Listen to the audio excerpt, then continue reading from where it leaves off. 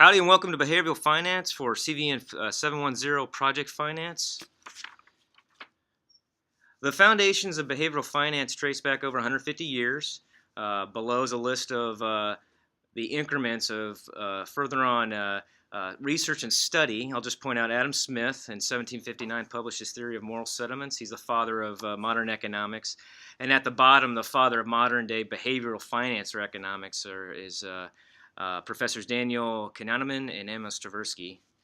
The building blocks of behavioral finance, first, cognitive psychology. How do people think? That's basically kind of understanding the underlying mental processes and the stimuli from the environment, how it influences the individual, in particular to their investment decisions. And second, the limits of arbitrage. That's profiting from price differences for similar goods and services in different markets. And the limits of arbitrage, basically trying to find a prediction of arbitrage forces. When will it be effective and when will it not be effective? Neoclassical versus modern day behavioral finance. You got the conventional finance model and the new behavioral finance model. The conventional model has a key assumption that people are rational beings. They use pure logic. They're wealth maximizers and to increase their own net worth. And second, human emotions are taken out of the equation and they're not incorporating any other outside environmental factors that may sway investor decisions. But here's a reality check. In fact, if you don't know already, humans are fallible. We are irrational.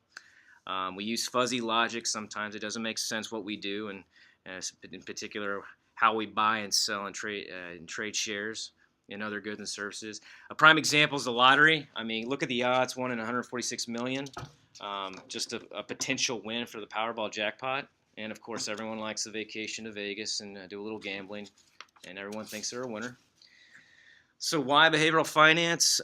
Basically traditional, the classical models, they have an inability to successfully predict or explain the negative macroeconomic events. The latest one obviously being in America, the subprime loan market crash of 2008, and if you might remember the old dot-com bubble crash in 2000.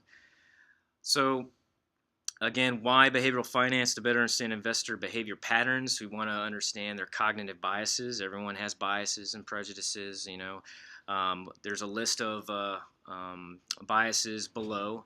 Some of the more common ones that people can relate to are overconfidence.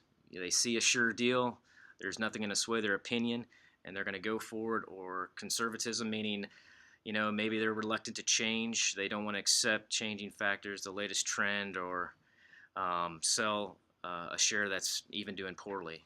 And that kind of alludes to the disposition effect, the tendency for investors to sell shares when the price increase while keeping assets that have dropped in value.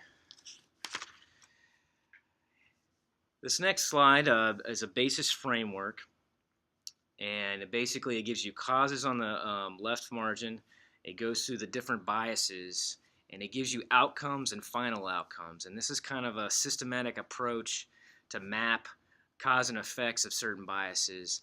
And at the end, you can see how some of these sway to either a suboptimal decision in investments or even a market anomaly and inefficiencies. And last, references used from the Journal of Behavioral Finance, and to further get education on behavioral finance, there's an Investopedia tutorial link down below. Thank you. Here are some situations where behavioral finance applies. Hey Priscilla, let's liven up this party. You want to play darts? Let's play. All right, here are the ground rules. One shot only. Bet closest to the bullseye, and I bet you I'm gonna beat you. Oh yeah? Oh yeah, man. I'm military, come on. 10 years of service. I'm trained for this kind of stuff. You ready? Let's go. Okay. Alright man, let's beat on them. Okay, I will go for Priscilla. Yeah, definitely go with Aaron. No, we'll beat you. Okay, Priscilla, I'm the blue dart, you're the yellow dart. Closest to the bullseye. You ready to be schooled? Okay. It's all on the line, of course. My turn, Aaron. Watch this. Alright, let's take a look. Sure. Oh, I won. Alright guys, time out. Let's discuss the behavior that just took place. Aaron displayed the behavior overconfidence bias, which causes people to overestimate their knowledge, underestimate their risks, and overestimate their control of the situation. Aaron was overconfident based on his involvement with the military. You know you're lucky, that's all. Okay, let's play pool and see if it's left. But first, let me finish my victory drink. Yeah, go ahead. 12 seconds later. Hey man, should we bet again? Yeah, sure, let's do it. I'll stay with Priscilla. She beat him last time, and I'm sure she will beat him again. I would agree, but this time, the way she's celebrating, I don't think she's good. No, she will beat him. I'm You think sure. so? Yeah. I'm staying with Aaron, for sure. Yeah. I'll go with Priscilla. Alright. Alright, it's my turn.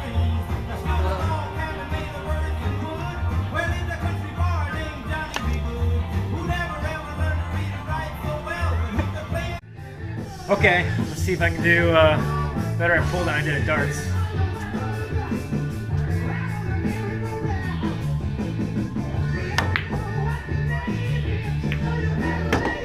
That was my trick shot.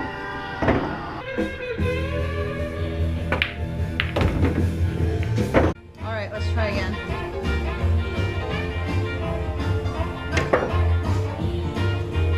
No, just...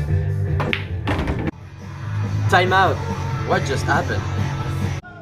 Well, Mohan was clearly blinded by Priscilla's first victory that he did not even consider Aaron. This is the familiarity bias. Men and women tend to stick to what they know. They do not like change, especially when the situation is favorable. Moreover, Priscilla seems really confident and proposed another game.